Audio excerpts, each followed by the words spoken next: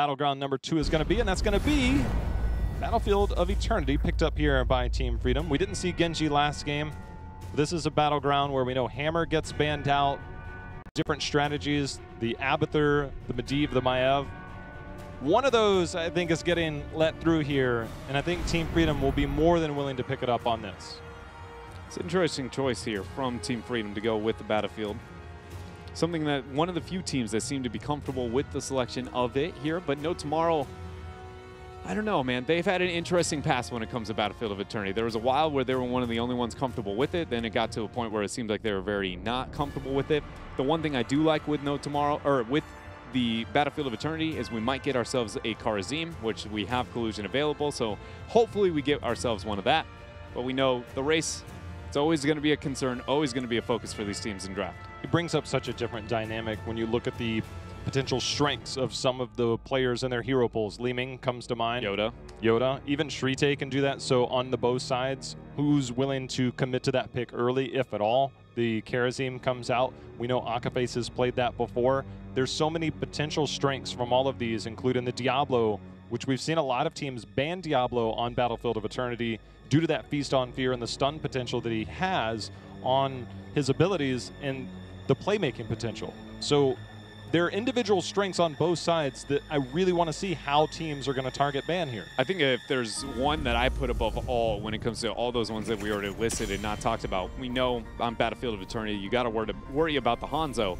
But Jay Shrite specifically, his Hanzo has been, I feel like, a big outlier for this team. When No Tomorrow looks at their best, it's almost always with him on that hero. So having a Battleground where that's going to be impactful, maybe higher priority from them due to that cause. But Freedom sticking with the Deckard ban. I will say in this situation, I don't know if I agree with it as much, purely because the Karazim value and viability. If you even go with the white main choke, it doesn't really cripple the hero pool that much, even if you commit to the Alexstrasza ban later on. So I feel like for Freedom here, it's calling out, hey, Akka, I don't think you're going to move into the Karazim more than it is necessarily a draft play. Team Freedom seems more than comfortable having him play Malfurion, it seems like. The Maiev ban, so Maiev Medivh. No Abathur ban yet. It's not always a guarantee on this map, but Team Freedom is going to go ahead and lock that in. And now, Genji being let through. If No Tomorrow doesn't pick it here, I posed the question to you on the ride in, because we've seen Deckard have such a high priority overall that I wondered, is Deckard first pick potential or is Genji first pick potential? You argued that maybe Genji could be later down the road, but on Battlefield of Eternity, you had different thoughts. Yeah, Battlefield of Eternity and like Cursed Hollow is another one to my mind. The wave clear impact with how threatening a Genji can be in a lot of the chokes and, you know, sustain around the middle fight itself. One reset, he makes those early game fights so big, so impactful, and again, so little macro pressure that I do like the Genji in these type of situations. You know, tomorrow, going down that same train of thought here, but a high Li Ming pickup, going to deter any Sergeant Hammer for No Tomorrow if they want to commit to that. The Genjis and Tracer picks always scare me when I see a Diablo on the other side. Hanzo somehow let through this draft. I don't know how that's how high priority Team Freedom feels Li Ming is. But with Diablo, you get at the wrong angle at the wrong second, a Genji gets slammed into the wall, you might not make it out. You get the follow-up from the Li Ming or any other, even the Karazim, as we've now seen Deckard and White Mane banned. Well, support choke is real. Yeah, it is. It is real.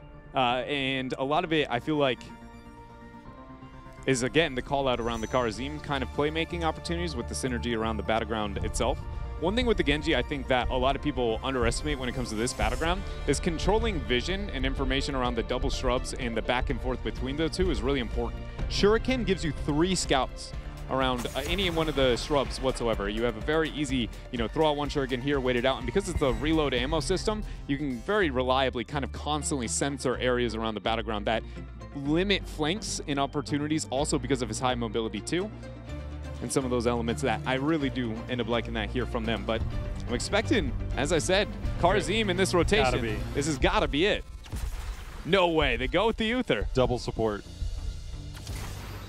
Like I said. Wait a minute. Totally wait a minute. Wait a minute. Gray main behind you? Yeah, that's a gray main. I feel like if you don't go with the gray main, well, hyper carry goes in there. Oh, please tell me this is an Illidan. Please tell me it's an I was Illidan. going to say Illidan, but I'm just like, I know that's what's on your mind, so I'm just letting it roll. Okay, so I don't think it's gonna be, but if it is, there's actually a really cool kind of situation that they can make happen with the Illidan in this composition. I don't know if the 4-man has enough threat potential for that to be justified, but we'll find out. There's the Kharazim and the Garrosh. 7-sided strike combo. It's interesting, too, for No Tomorrow here, because the Genji reset after the Garrosh setup most of the time doesn't work with the 7-sided one-shot as well as you'd like. It's not impossible, just, again, one of those kind of doesn't perfectly synergize. And there's the Greymane. One day the Illidan will come back. One day. Probably not into a Garrosh and a Blaze.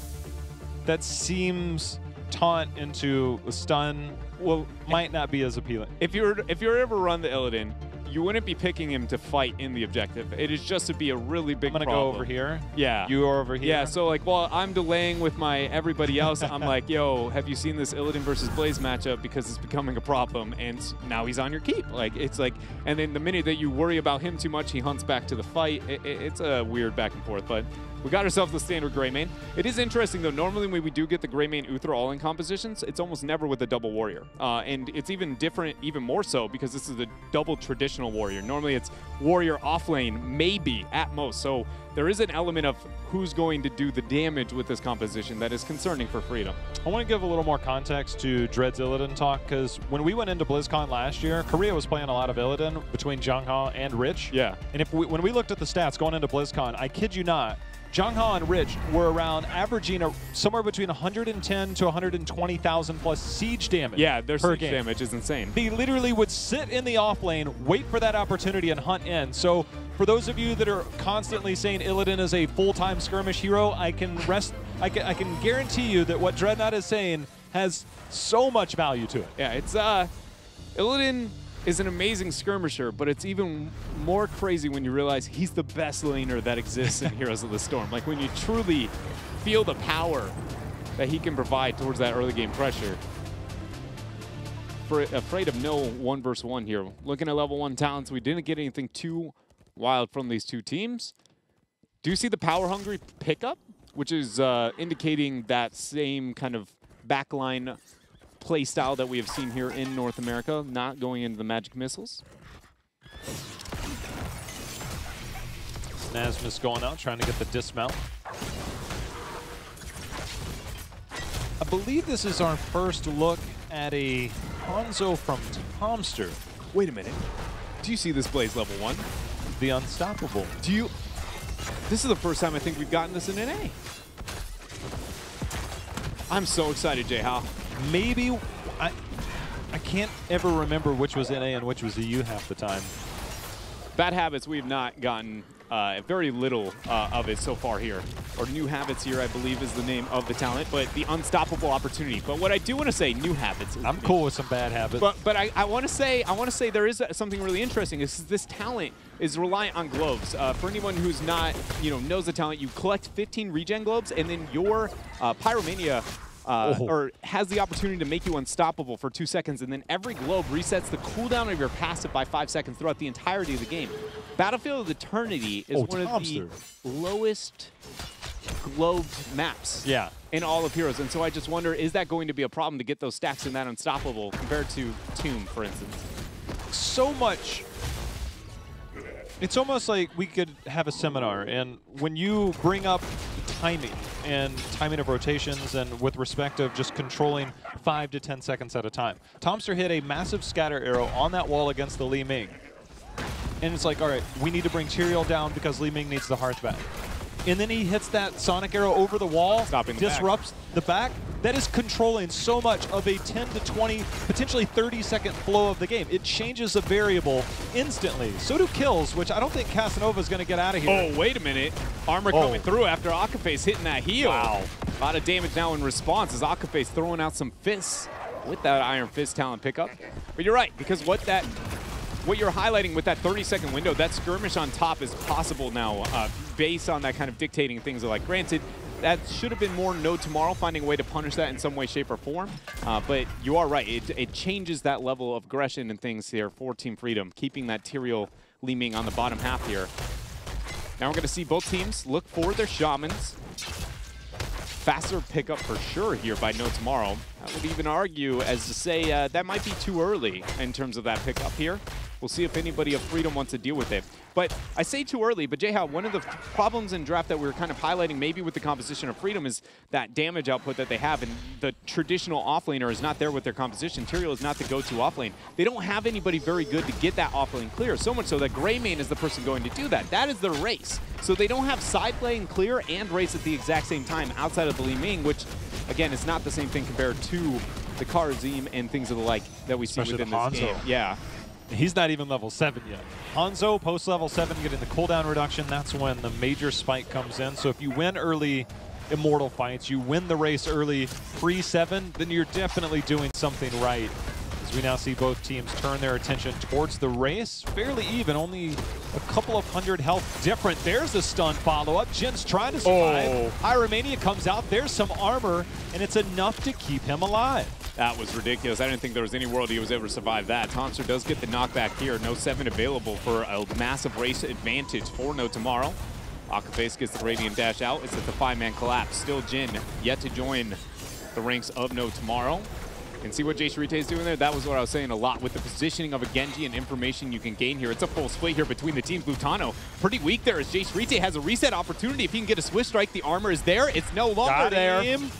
Jay Shrite, I don't know if he got the reset, but sure, got the kill. Yeah, that's the one thing that matters the most. Buying time for the rest of his team to finish off the Immortal. Li Ming trying to poke from the other side of the wall, but this is a win for No Tomorrow. They've done a lot right here in the early game. Team Freedom struggling to find their footing in the early game, but we do know post-level 10 between the Uther and the Tyrael, paired with the diving potential of the Diablo, that's pretty terrifying. Jayhal, one thing to point out too, with the laning mismatch between the Tyrael Blaze, that's going to get exaggerated a lot worse post-7. No matter what 7 we end up seeing picked up, except for the oil pickup there, but if it's Incinerator Gauntlet or Crossfire, which I'm assuming it's going to be Crossfire, it is, it's going to be amplified drastically there. Not only does it help with the race opportunities, but Tyrael's clear is not going to match up here. Look at this flank by Jin. This is a great setup there for a moment. Lutano actually going to get flipped over. No reset there for Jay Shrite as Casa falls low. Jin goes for the jet propulsion. Thought we were going to see No Tomorrow kind of use that mini wave and get a full collapse, and if so, I thought for sure that would have been big 4-man jet propulsion. But great job there by Freedom, pulling back. Dread, we saw this yesterday from Ishbu on Heroes Hearth, the Malevolence pickup instead of the reset on your W, which gives you so much survivability with that level 4 talent. Instead, it's just all in, do spell damage with your auto attacks. You can store charges up that after you use abilities. That is very much all in a lot of circumstances, and a Divine Palm is definitely possible, but with the Garrosh, we do see a lot of 7-sided strike. Does this maybe make you lean more towards that, or do you just kind of deal with the potential damage that's coming in and rely on the bunkers? Well, I don't know if that would be the major breaking point, but I will say it's definitely a thought process. If you see a Diablo commit to that all-in one-shot, I'm way more likely to drop the Divine Palm in this situation. I think that mixed with the fact that Sanctification is one of the hardest to 7-sided around because everybody just stacks on top. They become unhittable at that point in time. They legitimately are not a target to 7-sided, and it puts it in a lose-lose scenario. So as long as we get Sanctification, I go avoid the 7-sided, look for the Palm, because between Divine Shield and the Sanct, you're going to need that long sustained team fight. And I don't think the one-shot capabilities are going to be there well enough to kind of thrive. We'll soon find out. Level 10 not close enough as we're 10 seconds away from the next Immortals spawning. The camp available for pickup here for No Tomorrow. Team Freedom, due to that stagger and just the way the timing unfolds, Team Freedom will be unable to pick that up. With Hanzo on the other side, even if the timing was slightly different, Hanzo rips through that, so much better in favor of No Tomorrow. And a bigger argument, now thinking about it more about the Karazim and some of the talent options here. Hold up, combo got to go down, and no survivability there for Jin as he gets flipped over in one shot by Team Freedom. Gives them a pretty big advantage when looking at this next race, 15 seconds till he's going to be back. But if you do move into the Palm, and considering how beefy everybody is on Team Freedom, Li Ming's very vulnerable to Way of 100 Fists. You don't have to go Radiant Dash in this composition, considering they're not going the Judgment, and the only stun is really going to be between either Uther or the Diablo. So it puts you in a really good position there. He's still going to commit to the 7, though, even before we see what Freedom goes with. It's Divine Shield. Here's the big one, though. Is it Sanct? It seems like it has to be. Sanctification it is. No tomorrow. They conceded the fort for the race. They got the halftime show. There's a nice charge flip back in, unable to get him into that Immortal stun, but the bunker already used in what could potentially be a drawn-out team fight with this top-bottom positioning. And one thing to look for as this game kind of advances is later, Team Freedom is not going to let that bunker opportunity happen. And the next time No Tomorrow uses that bunker defensively, you're going to see a 5-man collapse and a Sanctification on top of it. Nasmus might need the Sanctification. He's going to get flipped taunt over. 7-sided goes down. There's the Sanctification, but 1 HP remain. Lightning Breath drop. Tomster has to use natural agility out. Dash in, and Akaface confirms the kill. Divine Shield goes through. Tyrael passive explodes here. 1-to-1 between these teams. Zugrug somehow survived. Tomster trying to go in. There's a trade. Diablo for a Hanzo as he ripped that right in his face. Jin not jet propulsioning out. Instead, he goes in. Oh, if he gets that's going to allow Lutano to go in. Shrite unable to get the reset on that. There's some armor. If they kill Luther first, they save the other 2 targets. That is the biggest thing to highlight there. That it's very important you kill in the proper order in these types of situations. They don't commit. And now the race opportunity. Jay Shrite flipped over, got the switch strike out. Race is heavily being kind of thwarted now by Lutano. Casanova moves up, groundbreaker combo, but he's going to be met with 4. Indomitable use. Akaface there, 7-sided up. He has another Radiant Dash available out. He's going to use it offensively. He goes in onto Yoda. 7-sided there, no dash out now. The full race as he gets into the fray. Over the wall here, Jay Howe. Big plays. Work. Big plays right there. The fact that Casanova had the gusto to walk in there and said, you know what? 1v4, let's go. He doesn't even have his shield on 13 yet off the groundbreaker. Ended up getting the self-heal, the Indomitable walk away. And Zugrug positioned himself very nicely on the Diablo to charge into that wall. But the play-making potential of a Karazim is something I know you love. And Akaface very much was like, I could go out, but what if I go in? And don't get me wrong, Karazim's the first support you should be asking that question almost every single time, but I did not think the answer was yes, that one. Jet Propulsion locking down 3 is Team Freedom trying to get the fight. Huge taunt there from Casanova as he gets into the bunker. Now Freedom on retreat, 2-man groundbreaker. Zugrug is going to be the first focus. 7-sided strike goes down, flip over. Lutano gets the Divine Shield. Not enough damage to get a kill quite yet. Jay Shrite looking for a reset. Not going to find one there, but it finds himself another kill here. 5-4 in favor of No Tomorrow as they continue the siege. That stun right at the end of the D shield allowed for 0 disengage. I don't want to say it was one of the reasons, but it was a reason Greymane started to fall out before we saw the buffs on the other ones, but disengage went from 3 to 4 seconds. And 1 second is a lot of time in certain situations. He might have been able to get out of there. 13, maybe go the disengage range, although we have seen a change since some buffs to other talents. But the follow-up just outside of that D-shield, very nice follow-up from Jen on that Blaze. I think if I'm really kind of, shout out to anybody within that fight itself, I am really impressed with what Casanova was able to do there, because that first 7 was actually used to confirm the kill onto Diablo. The first strike was the final blow, if you will, to Zugrug's HP, but he kept the 7 going. He was just like, and the flip back into it was nice. Was waiting for the next flip, and then as Lutano, the animation is going, before Lutano can even put his, feet onto the ground, if you will, he's eating just swipe after swipe there. Really well done here by No Tomorrow with that synergy. And it's something I often talk about here in North America because we do often get the Garrosh Karazim combo rather than the Murdens or those double gap closers. They're making it look good. A lot of mobility on the side of No Tomorrow. So no holy ground this game. Instead, we'll get the bomb, the Law and Order. It used to be so common when Tyrael was in the meta the early part of this year. Yeah. That there were so many where's holy ground questions. We don't see Tyrael as much anymore, and in this instance, he is the off laner in this situation. This one I'm a little bit torn, but I'm always a fan of holy ground. Combo goes down onto Garrosh, unstoppable already used. Sanctification is going to drop. Everybody gets into the bunker. Now everybody gets out of the bunker. Tomster with a big Dragon's Arrow there as they're going to throw back the damage. 7-sided strikes yet to be used, and X-Strike as well, so kill potential is available here for No Tomorrow. Reading of the Shaman, their Shaman still pressuring out. Team Freedom in the downtime now looking to get this damage and start out their race. Hanzo's going to get behind this race a little bit slower. See if he can catch up there when it comes to damage. Jen and team come in for defense. Two-person stun, the Groundbreaker knocks them up directly after. Yoda's very split. Not going to be a problem yet there, but if Jay Shrite wanted to commit with that switch strike, may have been a problem. Oh, this is free race Hanzo all day with this halftime show. This is very much in favor of No Tomorrow. That was a major response by Team Freedom, and maybe too much of one, because they got maybe no or next to no damage in to take this shield down. Hanzo races that all day. And Jay, how normally in that type of situation you say that's where you send your offlaner, but when your offlaner is the Tyrael, I'm going to keep bringing this up. This is a part of the decision-making within the composition of Team Freedom by not getting themselves an advantageous offlaner or even Shaman clear for that factor. There's a give and take with every draft. And that was part of the reason I was so concerned with something like an Illidan for that offlane pressure in the downtime. But either way here, now Freedom have to deal with this very beefy Immortal. 50% onto the shielding still, as the key front wall now just going to drop.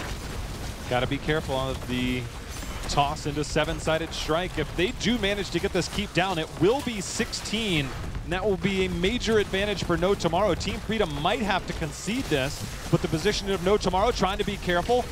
There's the Pyromania with the Unstoppable, with that finish, Lightning Breath. Zoning out. I don't think they have enough damage to stop this Immortal from taking the keep, though.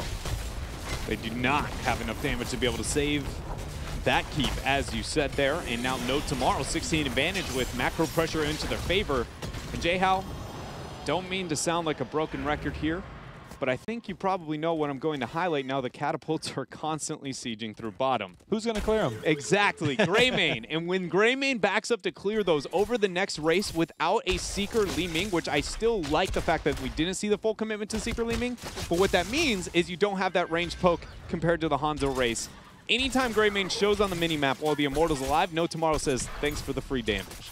You mentioned the potential Way of the 100 Fists. Right now, Akaface is contemplating just that because Cleansing Dash is available. But Echo of Heaven. Oh! I haven't seen that in a while. Especially since it moved down to 16. I was joking with you that I used this when I went an Insight build during one of the ARAM weeks, and the healing output is insane with Insight. This is an Iron Fist, but the double heal in those clutch moments, it's really going to help with the bunker. Have you? Last time we saw the bunker into the Sanctification like we were expecting, without the Holy Ground to kind of force you to fight afterwards for long periods of time, it forces that smaller kind of skirmish. And when that happens, you're going to see the first heal come out from Akaface and be like, all right, that's fine. Like, I get it. You know, you're trying to survive. But then the second W, when that ends up hitting, I think it's going to be a big momentum swing into those skirmishes once more. But it does remove threat to the Li Ming specifically, and also makes it more seven-sided focus overall. And we have to highlight that there is enough crowd control for Team Freedom that maybe Radiant Dash, you know, and having Cleanse would have been something they desire as this game goes on. Now, the big point about Echo of Heaven is you do get that second heal for a smaller value, but it's after 3 seconds. Yeah. And a Li Ming Greymane, they're not looking for a 3-second window. They're trying to blow you up instantly. Nice dash out there by Akaface, just managing to dodge that combo coming in from Li Ming. There's the first use of the Echo of Heaven value you saw. Another thing that is possible with that is you're more comfortable self-Wing and just making sure you get the heal onto yourself, because and then move over. Yeah, you're getting more value out of it. That's what we saw there. Self-use to be able to save himself. Everybody clumps up, gains value out of the second proc. Dread, there's your Greymane on that, and No Tomorrow confidently moves in here. There's going to be the stun follow-up. Akaface will have that heal. Seven-sided. Oh, Nasmus. Yeah, he had no Sanctification within time. There's a second cast time onto that. Oh! Dragon's Arrow comes in. Jin not able to get the crossfire damage to get the kill, but race potential coming through is now Lutano is there with the Greymane. 4 heroics available for Freedom, and still the Shaman Camp is available. They back out, but Jay-How, it is being painted so clearly here, some of that problem here for Freedom. And this is free poke because of that camp response. This is a dangerous position for No Tomorrow because they have to move forward to get damage in.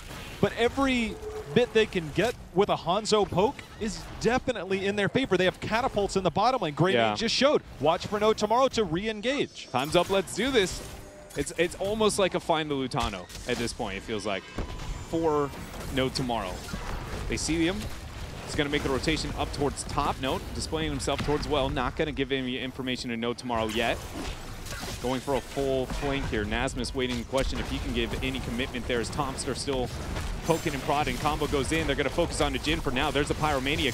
Dash comes in for Akaface. Healing still coming through. No 7-sided yet here. Dragon Arrow's off cooldown. See if he rips it. There it goes. There's the stun. There's the follow-up. That's a double kill. That is Tyrael. He's going to explode in the middle of this, but the Souls also a reset. Shrite, speaking of resets, he takes down Li Ming with that Swift Strike collusion. He's going to be the next to fall. There is the Ghost of Uther healing. Seeing if Lutano can trade out, but this is going to be all she wrote for Lutano. And now the Immortal. This is a heavily shielded Immortal behind this. There's still catapults in the bottom. The top has already sustained damage. No Tomorrow is looking to close this out. Yeah, Jay, there's very few games that can defend out of this type of situation. With how much free time No Tomorrow is going to have to be able to rid of this top keep for free. 100% shielding, double keeps already down at this point. I mean, the only way it gets a bit more grim is to say that they have 20 advantage behind it, and I don't think that is going to be necessary, as now our Immortal has spawned. We said it before this series started, No Tomorrow is a team that does not give up easy. They do not let up easy. And right now, they're showing that to Freedom. The victory march here for No Tomorrow. I've never seen anything like this defended before. I don't think I'm going to see it now. All the poke in the world. Yoda trying to dish out damage. No Tomorrow realizes that they can take a very patient and casual approach. Not joining in time. 7-sided goes down. Zugrug trying to get out of the, actually gets out of the Sanctification there with the Shadow Charge. Now the shielding on the Immortal. And with the kill onto Diablo, I think that is the nail in the coffin there. As you said, very difficult defensive posture for Team Freedom. But No Tomorrow get themselves a victory here and tie up this series 1-1. I'm really trying to wrap my head around this for Team Freedom. There's one end of the spectrum, and there's the other. This is the macro side. They go full-blown macro. We've never seen another team do it to where like they are relentless in their macro approach, and they would rarely team fight. And then other times we see the drafts where it's so far on the other end of the spectrum where it leaves some to be desired.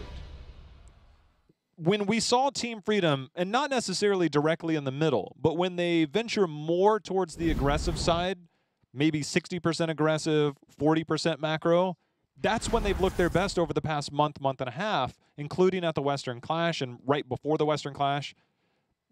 That LFM series just has me tossing up, like, which one am I going to get this game? Which one am I going to get that game? Yeah. Whenever they have the proper, because they can win with both. Don't get me wrong. They can win with either one of them. But I want the middle with this team. That's when they've looked the best. I think what I notice when looking at Freedom is it seems like when they go with that team fight oriented strategy, they struggle to identify in the game itself. I can't help but feel like afterwards they very easily kind of can, but it is the time sensitivity of the rotations and the playmaking that they have. When you don't win in wave clear and you don't win in globals, it's not that you can't win. It just puts you on a time frame that is shorter than your opponents, and that's totally fine as long as you make something happen within those windows. And it seems like they're just seconds behind the initiation and ganking and threat that they need within those small windows when they don't have the wave clear and global advantage. Every time they get that, suddenly you're like, okay, it's back to the normal. Team Freedom, then they get the momentum, macro pressure constantly out. It's that time window, something around that there. We're going to have a small time window before we come back to game number 3. We're going to go to a quick break. When we come back, we have this 1-1 series between No Tomorrow and Team Freedom. We'll be right back.